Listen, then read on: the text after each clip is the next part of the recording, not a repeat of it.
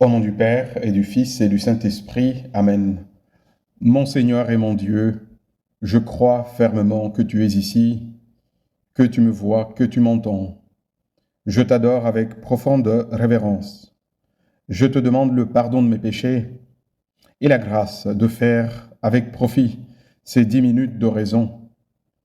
Ma Mère Immaculée, Saint Joseph, mon Père et Seigneur, mon ange gardien, intercédez pour moi. Viens, Esprit Saint, remplis le cœur de tes fidèles. Allume en eux le feu de ton amour, et tu renouvelleras la face de la terre. Durant mon séjour à Rome, j'ai eu la chance de visiter les musées du Vatican. Et la partie où je me suis arrêté plus longuement fut le Pinacothèque, c'est-à-dire la partie du musée où il y a la galerie des tableaux, des peintures de tout genre, où je me suis surpris en train de faire la prière en contemplant différents tableaux et particulièrement les tableaux de l'Annonciation. Il y en avait plusieurs qui représentent le moment où l'ange Gabriel converse avec Marie et lui apporte l'annonce de la naissance du Seigneur. C'était il y a 2 décennies et je m'en souviens comme si c'était hier. Merci Seigneur pour ce bon moment de prière-là que tu m'avais donné dans cet endroit public où j'ai prié comme si c'était dans un petit oratoire, une petite chapelle. Au 6e mois, l'ange Gabriel fut envoyé de Dieu dans une ville de Galilée appelée Nazareth, auprès d'une vierge qui était fiancée à un homme de la maison de David, nommé Joseph, et le nom de la vierge était Marie. L'ange étant entré où elle était, lui dit, « Je vous salue, pleine de grâce. Le Seigneur est avec vous, vous êtes bénie entre les femmes. » Marie, l'ayant aperçue, fut troublée de ces paroles. Elle se demandait ce que pouvait signifier cette salutation. L'ange lui dit, « Ne craignez point Marie, car vous avez trouvé grâce devant Dieu. » Je m'arrête là pour cette citation de Saint Luc qui nous reprend l'Annonciation faite à Marie. Saint Luc souligne, Marie, ayant aperçu l'ange, fut troublée de ces paroles. Et elle se demandait ce que pouvait signifier cette salutation. Mais l'ange la calme et lui dit, « Ne craignez point Marie, vous avez trouvé grâce devant Dieu. » L'ange invite Marie à ne point avoir de crainte, à être tranquille et sereine.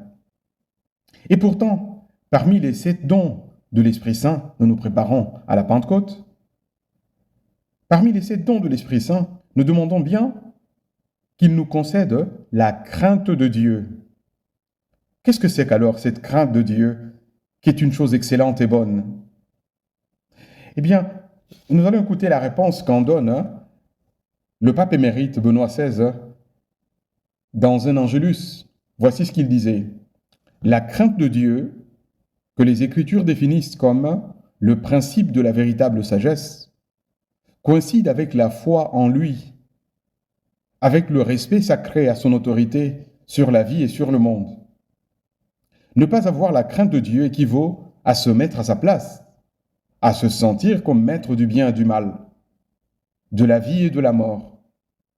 En revanche, qui craint Dieu sent en lui-même la sécurité que ressent un enfant dans les bras de sa mère. La crainte donc, souligne le Saint-Père, est le commencement de la sagesse. Donne-moi, ô Seigneur, Esprit Saint, cette crainte-là. Que ma foi en toi s'accroisse, que je te fréquente dans la prière et partout avec une révérence profonde, que la conscience de ta majesté et de l'immensité de ta gloire me plonge dans l'adoration et l'action de grâce. La grandeur du Dieu ne va pas nous effrayer, mais tout au contraire, va nous plonger dans la reconnaissance de sa grandeur, de son immensité, de sa divinité que l'on appelle aussi adoration, qui peut culminer également en action de grâce. La crainte de Dieu implique donc un sentiment de profond respect, d'adoration, de soumission à Dieu, qui nous porte à repousser le péché ou toute offense à lui. Comment expliquer facilement cette crainte de Dieu auquel justement le péché s'oppose? C'est le cas, par exemple, des bons enfants, comme nous étions. Quand nous jouions, n'est-ce pas? Nous traitions avec respect les lieux ou les choses appartenant à nos parents. Ou facilement nous savions nous interpeller en disant, entre nous, quand on était enfant, « Hé, pas ça, tu vas pas jouer là-bas, c'est la chambre de papa. » Ou « Attention, ne touche pas à ceci, ceci est de maman. » Et la personne interpellée comprenait, ça c'est quelque chose de sérieux, il ne faut pas y toucher. Seigneur, n'est-ce pas la même attitude que je dois observer vis-à-vis de toi? Lorsque je m'interdis tout ce qui peut t'offenser, tout ce qui peut te chagriner, parce que je t'aime, parce que je crains de t'offenser ou de te chagriner, parce que je crains de faire quelque chose qui aille à l'encontre de ta très sainte volonté. Ça, c'est le sens du péché, qui ne doit pas abandonner un chrétien. Nous devons vivre, c'est vrai, ce n'est pas la crainte en elle-même qui nous meut, c'est l'amour. Mais à l'intérieur de cet amour, vous voyez, il y a cette crainte qu'on dirait révérentielle. Ce profond sens du péché, loin de nous rendre timorés, nous poussera plutôt à la perfection chrétienne, à la sainteté. Il y a un auteur catholique, le cardinal Jean Danielou, qui a pu dire « Nul n'a un sens plus aiguisé de ce qu'est le péché que la personne sainte. » Pourquoi cela? Pourquoi cet homme de Dieu dit cela, que nul n'a un sens plus aiguisé de ce qu'est le péché que la personne sainte? C'est parce que nul ne mesure, en effet, autant que l'homme saint, les dégâts et les malheurs que peut engendrer le péché. Alors, élevons notre âme au Seigneur pour lui dire, « Ô Seigneur Esprit Saint, concède-moi une faveur, une très grande faveur, que la facilité avec laquelle on banalise autour de moi peut-être le péché ne me contamine pas, que je n'arrive pas à penser que comme le péché abonde, alors ce n'est rien du tout. Non.